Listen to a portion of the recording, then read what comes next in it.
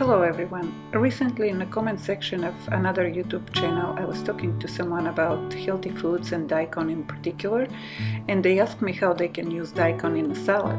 So I decided to share my recipe. I hope you enjoy.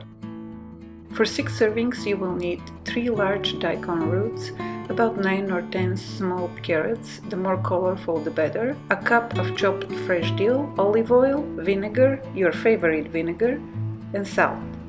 Start by shredding the daikon roots and the carrots, and here you can see why I suggest colorful carrots, because it makes the salad so much more colorful and pretty to look at.